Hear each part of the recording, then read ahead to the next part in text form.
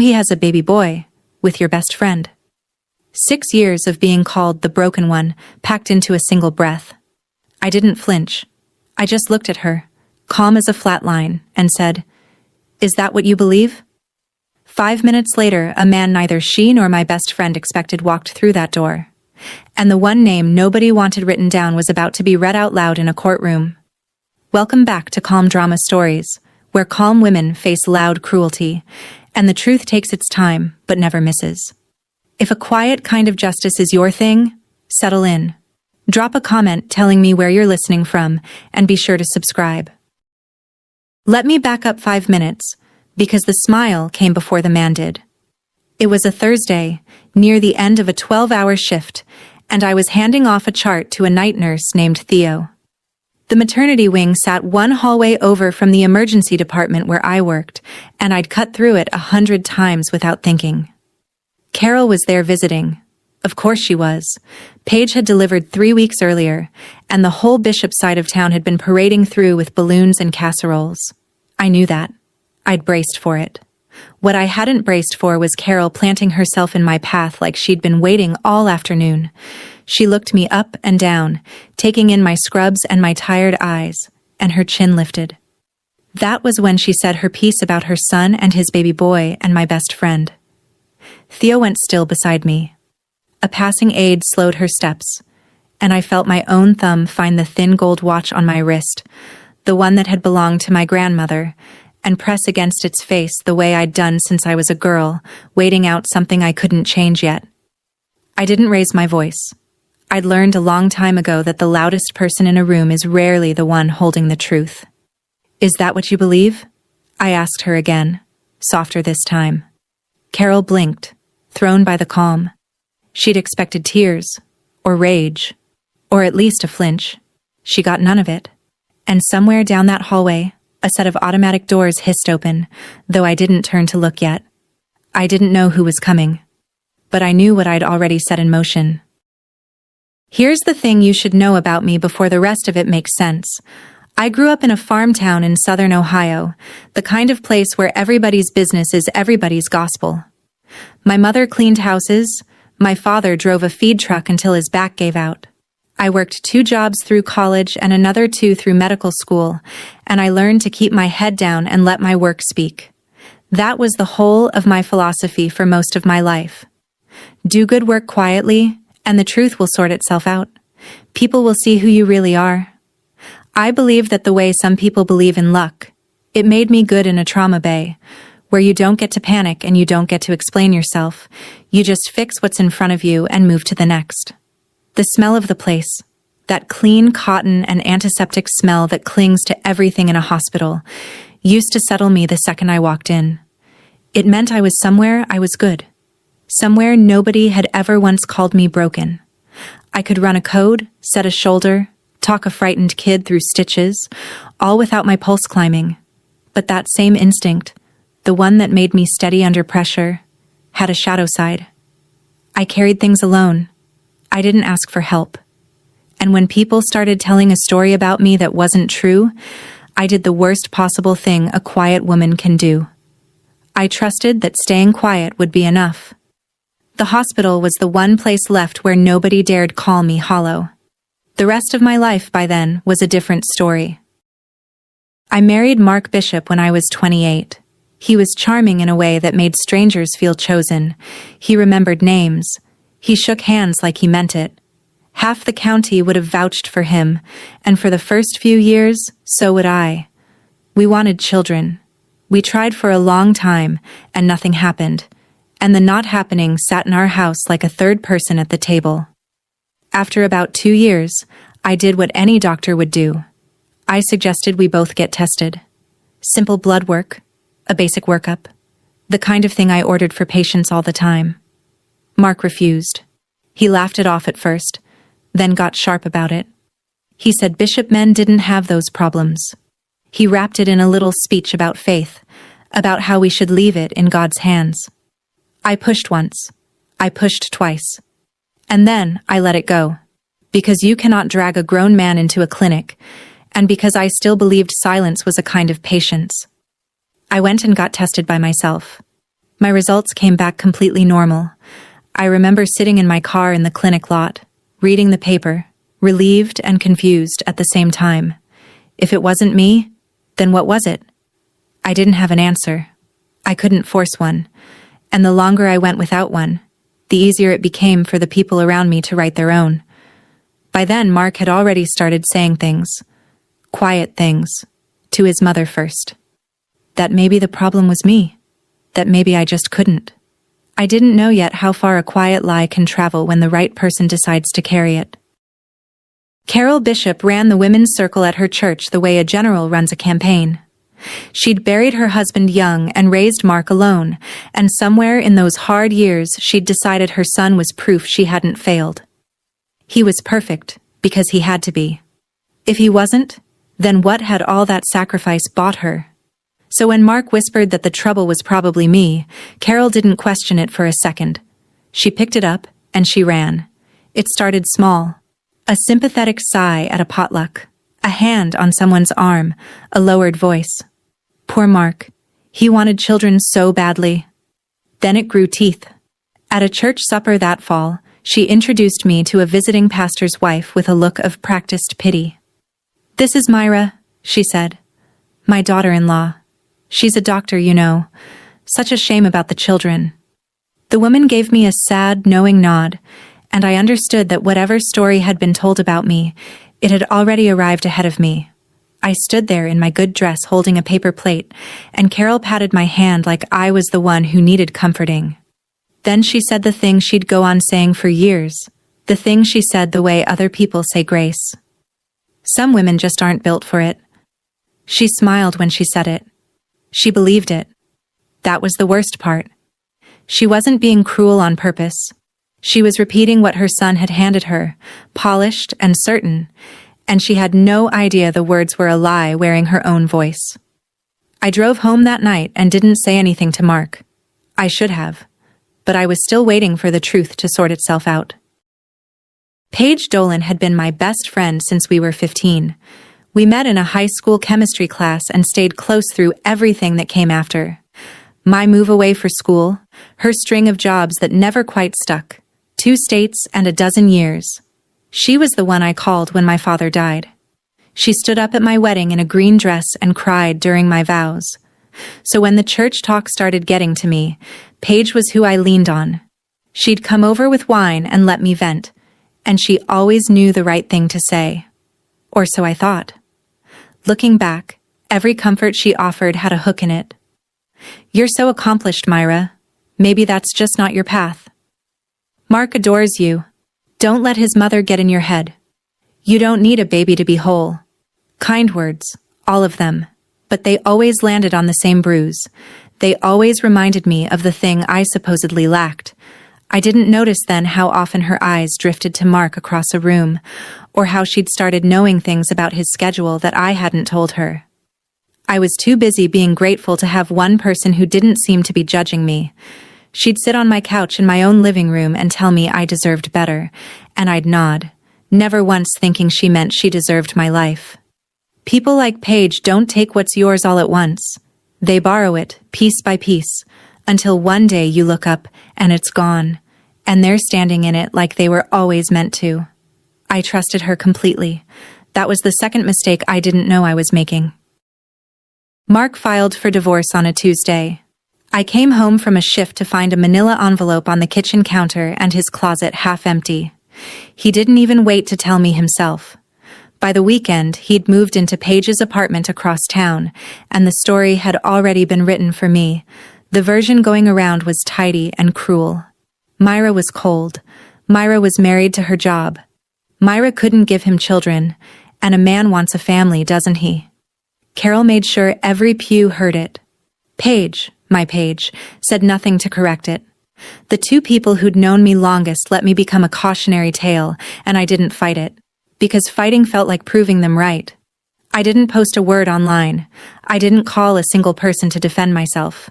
I went to work the next morning and set a teenager's broken arm and told him he'd be fine, and he was. And that felt like the only true thing I did all week. If you've ever swallowed a lie about yourself just to keep the peace, to keep a family, a friendship, a reputation you'd spent years building, then you know exactly what that tastes like. It tastes like blood you're not allowed to spit out. Stay with me here, because this is where I started to understand something. The peace I was keeping so carefully wasn't even mine to keep. It belonged to the people lying about me. They were the ones who needed me quiet. Comment truth, if you've ever been there, and keep watching, because the silence didn't last. I want to tell you about the day a hospital board taught me that some things are worth getting loud about. The story stopped being about my marriage the day it walked into my hospital. I'd been in line for years to lead the emergency department. I'd built the trauma protocols half the county now ran on. The job was as good as mine, and everyone knew it. Then the whispers found the credentialing committee.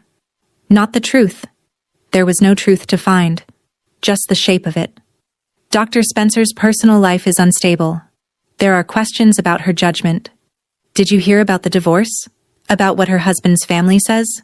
One board member, a man who golfed with Mark's uncle, started asking pointed questions about my fitness to lead under stress, as if I hadn't spent a decade staying calm while people bled out on my table. When the position was announced, it went to someone with half my hours and none of my protocols. They told me I was a strong candidate. They told me it was a difficult decision. They did not tell me the real reason, but I'd grown up in a small town. I knew the sound of a verdict dressed up as a compliment. That was the night something shifted in me.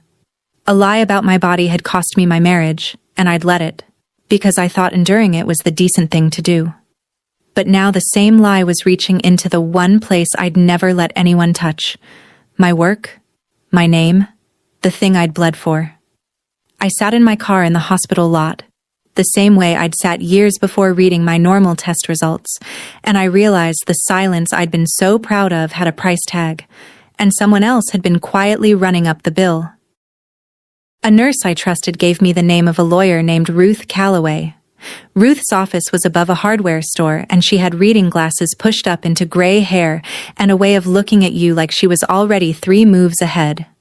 I told her everything. The marriage, the church talk, the board, the job I'd lost. She listened without interrupting, which lawyers rarely do, and when I finished, she set down her pen. "What you're describing might be defamation," she said. "Maybe false light. But I won't lie to you. It's hard." She laid it out plainly. To win, we'd have to prove 3 things: that a specific false statement had been made, that it had been spread to other people, and that it had caused me real, measurable harm. "The harm part you've got," she said. "A lost promotion is a number. A salary is a number. That's the easy part." I sat there turning my grandmother's watch around my wrist. "And the false part?" Ruth looked at me over her glasses. "That's the part you have to be willing to fight about in public. They'll say the statement is true. They'll say you really couldn't have children. To win, you'd have to be ready to prove it wasn't you." I felt my stomach drop, because of course I couldn't prove that. My results were normal, but a normal result doesn't say whose fault the silence was. It only says it wasn't mine. I almost stood up and left. The whole thing felt like inviting the town to dissect me. Then Ruth said the thing I needed to hear. "Silence isn't a virtue, Myra, when it's costing you your career. Sometimes the kindest thing you can do for yourself is make them prove what they're saying." I didn't answer right away, but I didn't leave either. I spent 2 weeks weighing it. I'm not impulsive. I make decisions the way I read a chart. Slowly, then all at once. I wrote down everything I stood to lose. The church community that had watched me grow up. My standing in a town that already half believed the worst. The way people would talk, calling me bitter, calling me cold, saying I was the kind of woman who sues her ex-husband's family out of spite. I knew exactly how that story would go, because they'd already written most of it. But then I wrote down the other column. My name, my work, the truth, and the simple fact that I had done nothing wrong and was being punished for it anyway. I kept coming back to one thing. I wasn't doing this to hurt Mark. If I'd wanted to hurt him, I'd had a year of chances. I was doing this so that a hospital board would stop believing a story that wasn't true, so that the next time my name came up in a room I wasn't in, It came up clean. That was the line I drew, and I drew it on purpose. This wouldn't be revenge. Revenge is loud and hungry and never satisfied. This would be the truth, said once, in a place where it counted, by someone who'd finally decided she was done carrying a lie that belonged to other people. I called Ruth on a Monday morning before my shift. I told her I was in. Good, she said. Then let's make them say it under oath. I hung up and walked into the trauma bay and had the steadiest day I'd had in a year. Turns out a made-up mind is its own kind of calm. Ruth drafted the complaint over the next few weeks. It named the specific statements, the dates, the witnesses who'd heard them. It laid out the lost promotion, the salary difference, the documented harm to my professional reputation. Reading it was strange. My whole quiet humiliation, organized and numbered and turned into something with weight. When it was filed, the news moved through town faster than any ambulance I'd ever ridden. Myra Spencer is suing the bishops. Carol was incandescent. She told the women's circle I'd become vengeful and godless, that grief over my empty house had turned me cruel. She doubled down on every word she'd ever said, which, though she didn't know it, was exactly what Ruth had hoped she'd do. Mark stayed quiet at first. Paige did too. But I started getting messages. Some cruel, some curious, a few quietly supportive from women who'd had their own reputations rewritten by people who claimed to love them. One read, "Good for you." They did the same to my sister. I didn't respond to any of them. I just kept showing up to work and let the case move at the speed of the law, which is to say, slowly. Ruth told me the next step was the other side's response. How Mark's lawyer chose to defend the statements would shape everything. They've got two roads, she said. They can say the comments were just opinion, hurt feelings, nothing actionable. That road's annoying but survivable for them. She tapped her pen on the desk. Or they can plant their flag and say the statements were true. That you really were the reason. That road is the one I'm praying they take. I asked her why. She smiled like a woman who already knew the answer. Because then they have to prove it. And to prove it, they have to open a door. They took the second road. Of course they did. Mark's lawyer filed a response that planted the flag exactly where Ruth had hoped. Their defense, in plain English, was that the statements about me weren't defamation at all, because they were true. I really had been the reason the marriage produced no children. The fault, they argued on paper, was medical, and it was mine. When Ruth called to tell me, I could hear something close to delight under her steady voice. They just said the magic words, she told me. Truth is a defense. But here's what they didn't think through. She let it sit a beat. To prove the statement is true, to prove you were the infertile one, they'd have to put both of your medical pictures in front of a court. Now, I won't oversell it. Reproductive records are about as private as records get, and no judge hands them over lightly. We'd still have to convince the court it's relevant and narrow. But they just argued, under oath, that the cause was definitely you. They can't make that claim and then refuse to let anyone look at him. That's the crack. It's not a door swinging open. It's a crack. I can work with a crack. I sat down slowly at my kitchen table. Meaning? Meaning, Ruth said. They just put Mark's own fertility in play. He spent years hiding behind it was her. By swearing to it in court, he may have handed us the reason to finally ask about him. No promises, but it's the best opening we've had. For 6 years, I'd been the one whose body was up for discussion at potlucks and prayer circles, and in trying to make that official, in trying to win by saying it loud in court, the bishops had done the one thing none of them had ever been willing to do. They'd opened the door to looking at Mark. I thought about him refusing the tests all those years ago. The sharp little speeches. The way the subject had always slammed shut whenever it turned toward him. I didn't say anything to Ruth yet. But a thread I'd buried a long time ago had just twitched, and I felt it move. That night I couldn't sleep, so I did what I always do when something won't sit right. I went back through the timeline in my head, slow and careful, like reading an old chart for the thing you missed the first time. And there it was, 7 years back. A morning early in the marriage when Mark had driven up to the city alone for what he called a routine physical. He'd been gone all day. He came home different, quiet in a way that wasn't like him, short with me over nothing, and he'd poured himself a drink before dinner, which he never did on a weekday. I'd asked if everything was okay. He'd said the doctor was a quack, and the whole trip was a waste, and he changed the subject so hard it left a mark. And here was the part that kept me staring at the ceiling. After that day, he never mentioned getting tested again. Not once. Before the city, he'd at least pretended to take the question seriously. After it, the subject was simply closed, and somewhere in that same stretch of weeks, the first whispers about me began. I'd filed it away at the time as a man being moody about a wasted afternoon. I hadn't connected it to anything, because I hadn't been looking for a lie. You don't audit the people you love. But now, with Ruth's words still in my ears, that quiet day in the city looked less like a wasted trip and more like the moment something got decided.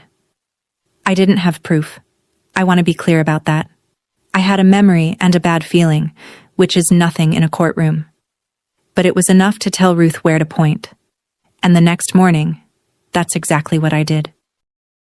Ruth listened to my story about the trip to the city without writing anything down, which I'd learned meant she was paying close attention.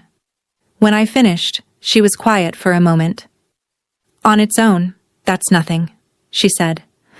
A memory of a bad mood. But it's a reason to ask the right question. She explained what came next.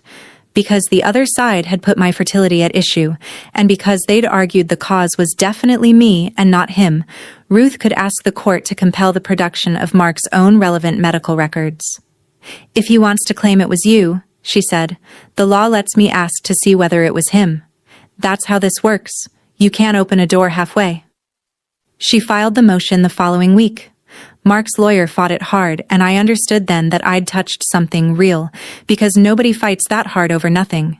They argued privacy. They argued relevance. They argued anything that might keep that one folder closed. The hearing got scheduled, and I had to sit with the not knowing, which for a person like me is its own special torture. I'm used to ordering a test and getting an answer. This was different. This was asking a judge for permission to even look. I went back to my shifts and set bones and read scans and tried not to think about a folder I'd never seen, sitting in some city clinic's archive that might say everything or might say nothing. Ruth told me to be patient. Courts move slow on purpose, she said. It gives the truth time to stop being scary. I wasn't scared of the truth. I'd never been scared of the truth. I was scared they'd find a way to keep me from it.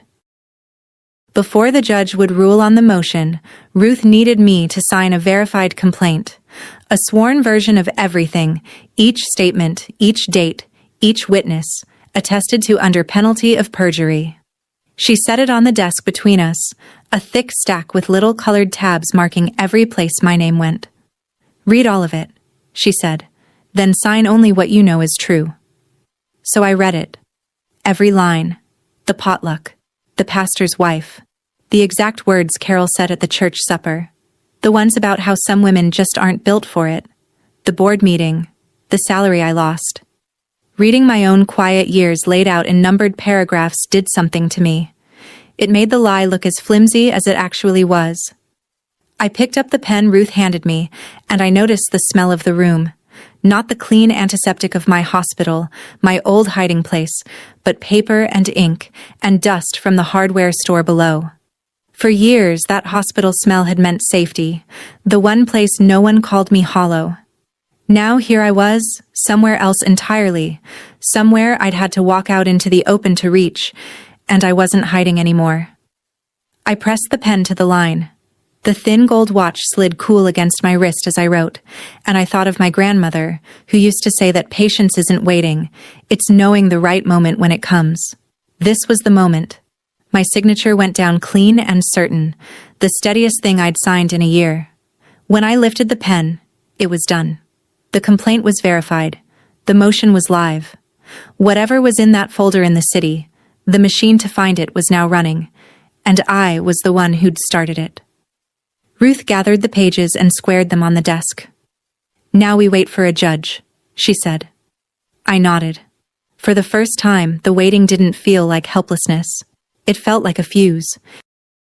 The ruling came on a gray afternoon in the middle of a slow shift. Ruth called and I stepped into the supply closet to take it, surrounded by gauze and saline, my heart doing the thing it never did at work. The judge granted it, she said, with limits, but she granted it. She walked me through it carefully, the way she walked me through everything. Because the defense had affirmatively claimed the infertility was mine, the court found that Mark's own relevant fertility records had become, in the judge's words, presumptively discoverable.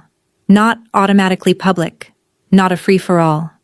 The records would be produced under a protective order, reviewed first by the lawyers and the court, used only as the case required. It's not a guarantee of anything, Ruth said, ever careful. We don't know what's in the file. Maybe there's nothing, but they can't keep it shut anymore. I stood in that closet and let out a breath I felt like I'd been holding for 7 years. Across town, I later learned, the news landed very differently. Mark's lawyer reportedly asked for a private meeting the same day. Carol called Ruth's office twice and was told politely that the attorney couldn't speak with her. And for the first time, the people who'd spent years deciding what was true about my body went a little pale at the thought of a court deciding what was true about Mark's. I didn't celebrate. I want you to understand that. I didn't text anyone, didn't smile to myself in the mirror. I finished my shift, charted my patients, and drove back to my apartment alone. But that night, I slept the whole way through for the first time in months, because I knew the folder was coming. And I knew that folders, unlike people, don't know how to lie. The first sign that something was wrong on their end didn't come from Mark or Carol. It came from Paige. She texted me out of nowhere after a year of silence. Please don't do this. Think about the baby. I read it 3 times. We hadn't spoken since the divorce. She'd taken my husband and my life and never once reached out. And now suddenly she was begging me to stop a lawsuit that, on its face, had nothing to do with her. That was the part that snagged. The suit was between me and Mark and Carol. It was about words said about my body, about a job I lost. Why would Paige, who'd supposedly won everything, be frightened of it? Why would a woman holding the baby and the husband and the house be texting her ex-best friend at midnight, asking her not to dig? People who beg you to stop digging usually know what's in the ground. I'd learned that the hard way over the past year. I didn't answer her. I just sat with the question, turning it over, feeling the shape of something I couldn't see yet. Here's what I'd figured out by then, and what I want you to hear if you've ever been the calm one in a storm. The people most afraid of the truth are rarely the ones it's supposed to land on. I wasn't angry at Paige. I was curious, bone deep, wide awake curious. If a quiet woman finding her spine is your kind of story, hit subscribe so the next part finds you, and tell me in the comments where you would have stopped. Because I almost did. Twice. But Paige's text didn't make me want to stop. It made me want to keep going. A frightened person had just told me, without meaning to, that there was more in the ground than I knew. The folder came 8 days later. I want to be precise about how, because it matters. I did not see it first. I couldn't have, and I wouldn't have. I'm a doctor, and there are records I have no right to touch. Not my ex-husband's, not anyone's. That's the law, and it's a good one. The records went to Ruth, through the proper channel, under the protective order the judge had set. She read them with the other side's lawyer present, the way it's supposed to work. Then she called me and asked me to come to her office, which she'd never done before. I knew before I sat down. She had the careful face people get when they're about to hand you something heavy. 7 years ago, she said, Mark went to a clinic in the city, the one you remembered.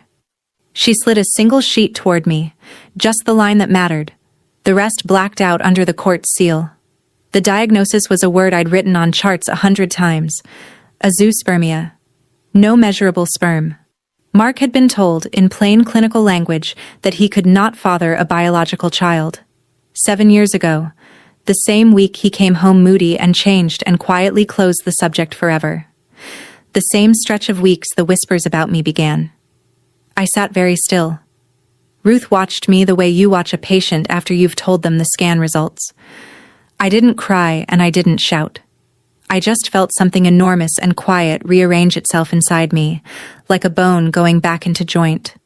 For 6 years I had been the broken one, the barren one, the shame of the Bishop family, and the man who'd let an entire town believe that had known, the whole time, that the empty house was his. I drove home with that single sheet of paper folded in my bag and I didn't turn on the radio. I expected to feel triumphant. I'd braced for that, even worried about it, because I didn't want to become a person who's happy about someone else's ruin. But triumph never came. What came instead was something stranger and sadder. Grief, almost. 6 years of my life had been spent absorbing a wound that was never mine. Every pitying look at church. Every "some women just aren't built for it." Every night I'd lain awake wondering what was wrong with me, what I'd failed to give, why my body had supposedly betrayed the marriage. All of it had been a story Mark wrote to cover a truth he couldn't face about himself. He'd handed his shame to me and let me wear it in public for years, and his mother had pinned it on with both hands. I sat in my car in the lot outside my apartment, the way I always seem to end up sitting in cars at the turning points of my life, and I said something out loud to nobody. The same thing I'd said to Carol in that hospital hallway. "Is that what you believe?" Only now I understood what I'd been asking all along. I'd asked it of a woman so certain I was broken. And the answer, the real answer, had been sitting in a sealed folder in a city an hour away the entire time. I wasn't broken. I never had been. The relief of that didn't arrive like fireworks. It arrived like a long exhale, like the first full breath after months of shallow ones. And underneath it, a new question was already rising, one I couldn't push back down. Here was the question, and I couldn't unask it once it formed. If Mark could not father a child 7 years ago, if the clinic was right, if the diagnosis held, then the baby boy Carol had bragged about in that hallway, the son Mark was parading through the maternity ward, the child he'd left me to go make with my best friend, could not be his. The arithmetic was brutal, if not quite simple. A man with that diagnosis almost never fathers a child the natural way. Not impossible in some rare cases, but vanishingly unlikely without treatment Mark had never sought. Which left a contradiction too big to ignore. Either the clinic had been catastrophically wrong, which happens but rarely, or the baby everyone in town believed was Mark Bishop's son had been fathered by someone else. I wasn't going to pretend I knew which, but I knew it was a question that needed a real answer, not a rumor. And suddenly, Paige's midnight text made a horrible, perfect sense. "Please don't do this. Think about the baby." She wasn't worried about my lawsuit hurting Mark's feelings. She was worried about what a courtroom full of medical records might force into the open. Because Paige knew something the rest of the town didn't. She knew whose baby it actually was. I want to be careful here about what I did and didn't do, because it matters to me that I did this right. I did not go digging into the baby's records. I had no right to, and I wouldn't have. The child was innocent in all of this, and I have never once wished that child anything but well. What I had was a contradiction, sitting in plain sight, created entirely by the bishop's own defense. They'd sworn the infertility was mine. The record said it was Mark's, and a healthy baby boy across town said someone was lying about something much bigger than a marriage. I called Ruth. "I think there's more in the ground," I told her. She didn't even pause. "Then let's let the court find it, not us." The court. The man who'd walked into the hospital room that day, the one I told you about at the very start, had a name. Daniel Reyes. I didn't know him then. I learned about him the way I learned everything in this story. Slowly, properly, through the channels that don't lie. It turned out that during the months Paige and Mark were getting together, while Mark was still telling the world his wife was the broken one, Paige had been involved with someone else too. Daniel. A quiet man, by all accounts, who'd been led to believe the relationship was more than it was. When she chose Mark, Paige had cut Daniel off completely, blocked his number, never told him she was expecting, never breathed a word about a due date or a hospital. She'd gambled that he'd simply disappear, that he'd never connect the dots. But the timing hadn't sat right with him, and he'd kept asking quiet questions of the few people they'd both known. That very morning, one of them had let the hospital and the date slip. So he came. To see the child he suspected was his. And the moment he stepped through that door, the one person she'd been so sure would never find her. Paige's face drained of every drop of color. That's the picture I want you to hold. Carol, smug by the elevators, certain her son's perfect life had proven me worthless. And 5 steps behind her, walking into the maternity room, the living proof that the perfect life was built on the same kind of lie they'd buried me under for years. I didn't engineer that moment. I didn't even understand it when it happened.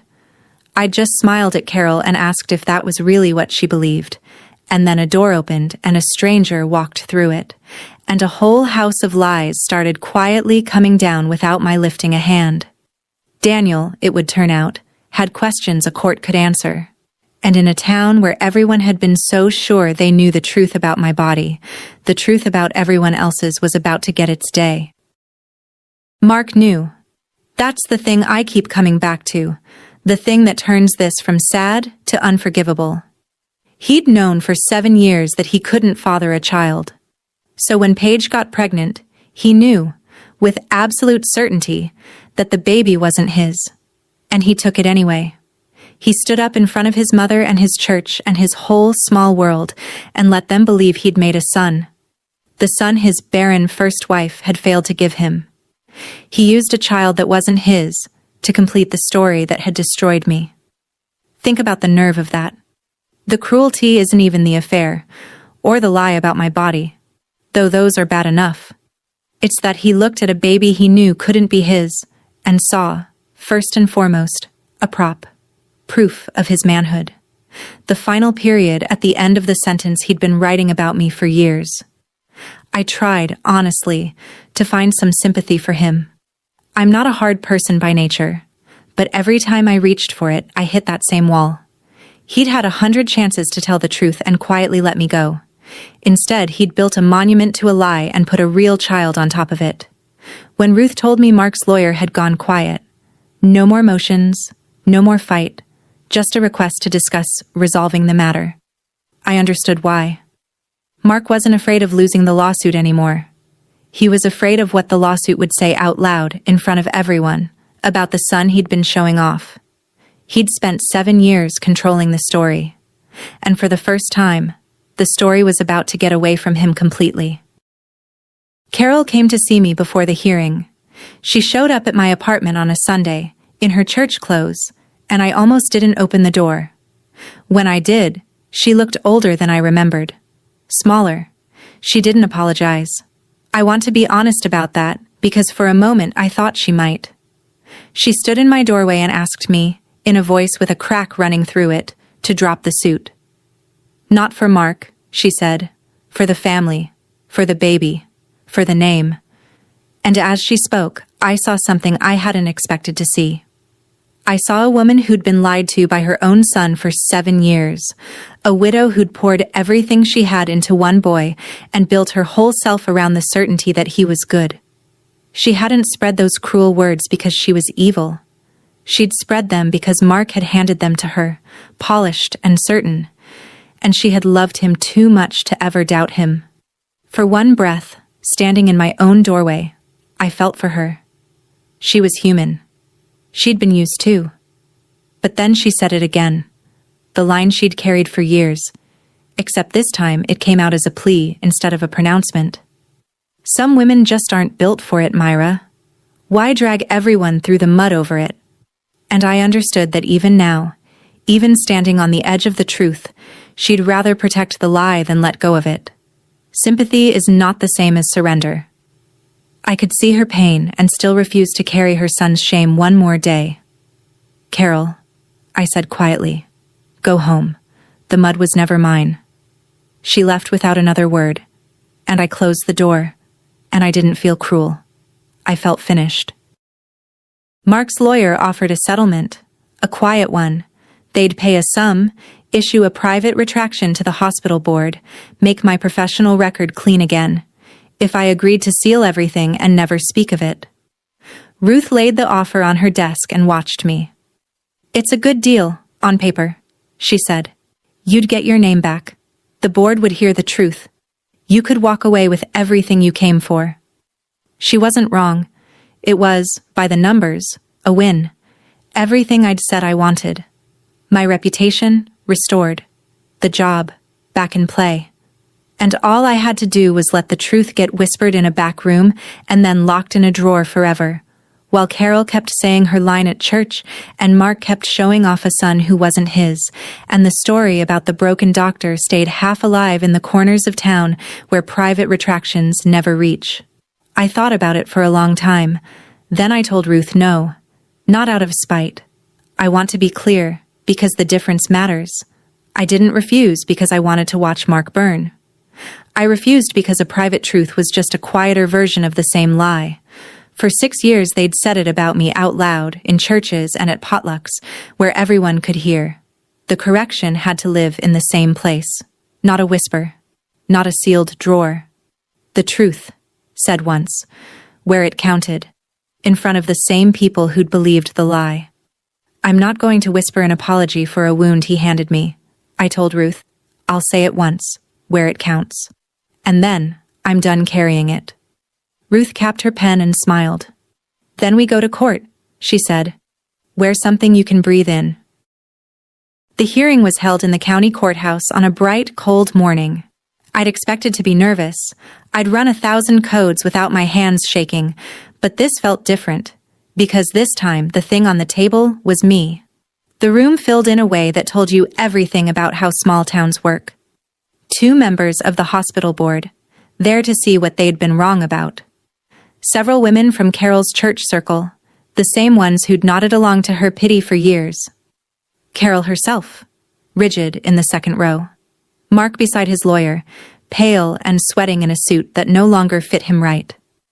And Paige, near the back, holding herself very still, with a quiet man named Daniel sitting 2 rows behind her whose presence she could feel without turning around. I sat at Ruth's table and felt the whole architecture of the past 7 years gathered in one room. For 6 years, these people had been the audience to my humiliation. They'd watched a woman get quietly branded and said nothing, or worse, repeated it. Now they were the audience to something else. That's the part I'd insisted on, the part Ruth understood. The lie had been public.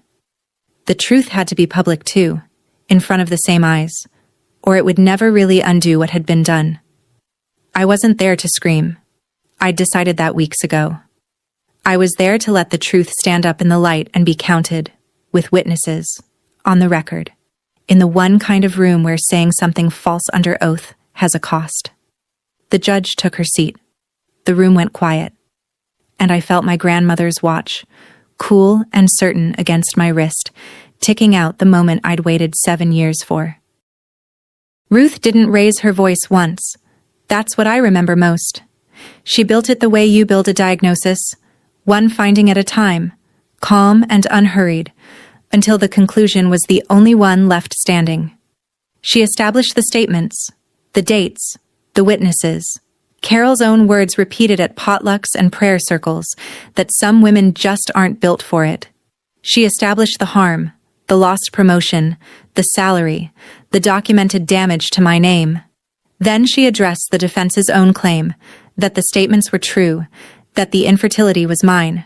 And she asked the court to consider the records the defense had forced into the case by making that very argument. Under the protective order, only the necessary line was read. 7 years ago, Mark Bishop had been diagnosed at a city clinic with a condition that made fathering a biological child medically impossible. The room changed temperature. I watched the church women turn to look at Carol, who had gone the color of paper. Then Ruth, gentle as anything, laid the contradiction on the table, the one the bishops had built with their own hands. The defense had sworn the empty marriage was my fault. The record said it was Mark's. And there was, by the family's own loud account, a baby boy. She noted that the question of that child's paternity had become relevant to the support and custody matters now before a related court, and that genetic testing in that proceeding had not supported Mark's biological paternity. She said it plainly, without drama, the way you'd read a lab value. And that was when Mark stood up. "That's not... You can't..." His voice cracked across the courtroom. The judge told him to sit. Carol was on her feet too now, saying my name like an accusation, saying it couldn't be true, saying I'd twisted everything. The two of them, loud and unraveling, while I sat perfectly still at the table and said nothing at all. Carol turned on me then, the way drowning people grab at whatever's nearest. Her composure was gone, her church supper certainty cracked wide open, and out of the wreckage came the only words she had left. "Some women just aren't built for it," she cried, pointing a shaking finger across the room. "Some women just aren't..." She couldn't even finish it the second time, and I stood up, slowly, because I'd waited 7 years and I wasn't going to rush this. I didn't shout. I kept my voice flat and clear, the voice I use when I have to tell a family something true and hard, the kind of voice that's calmer than the room can stand. "You're right, Carol," I said. The whole courtroom went silent. "You're exactly right. One person in this marriage was never built to have children." I let that sit. I looked at Mark, then back at his mother. The file only ever had his name on it. Somewhere in the back of my mind, a hymn was playing, the one from my wedding, the one Carol had picked, the one that had floated through that church the day I married into all of this. It had meant one thing then. It meant the exact opposite now. Carol's hand dropped. Mark had his face in his hands, and the women from the church circle, the ones who'd nodded along to my ruin for years, sat there with the truth finally settling over them, rearranging everything they thought they'd known. I wasn't built wrong. I'd never been built wrong. The man who'd let an entire town believe otherwise was sitting 6 feet away, falling apart, while the calm woman he'd called broken stood steady on her own 2 feet. I'd said it once, out loud, where it counted. And I was already, finally, setting it down. What followed wasn't dramatic in the way you might imagine. There was no shouting match, no one dragged out. It was quieter than that, and somehow worse for the bishops because of it. Mark didn't deny it again. He couldn't. He sat with his head down while his own lawyer asked for a recess, and when the judge granted it, he didn't get up. He just stayed there, hunched in his ill-fitting suit, a man watching 7 years of careful storytelling collapse in a single morning. The church women gathered their coats and their purses and filed out with their eyes down, and I knew that by evening the real story would be moving through town as fast as the lie ever had. Carol followed them out, smaller than I'd ever seen her, no longer the general of any campaign. And Paige had slipped out during the recess, but not before Daniel rose from his seat 2 rows back and walked out the same door, close behind her. The question of that baby now headed somewhere. It could finally be answered honestly. I sat at the table and let it all empty out around me. Ruth put a hand on my shoulder. "You did that without raising your voice," she said. "I've been doing this 30 years. You'd be surprised how rare that is." The measurable things came in the weeks after, the way they do. Mark standing in town, the thing he'd protected at my expense for years, simply evaporated. You can't outrun a courthouse in a place that small. He left within a few months, moved 2 states over, somewhere nobody knew the story yet. He'd spent 7 years making sure everyone believed a lie about me. In the end, the truth didn't need me to chase him.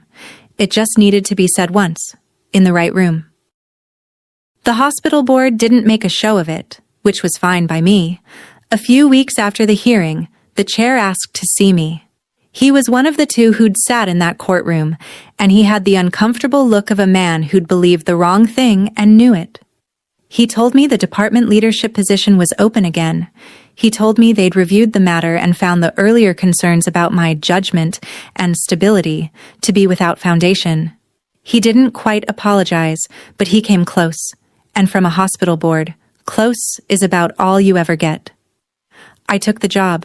Not because I needed to win one more thing, but because it had been mine, built with my own hands and my own years, and I wasn't going to let a lie keep it from me a day longer.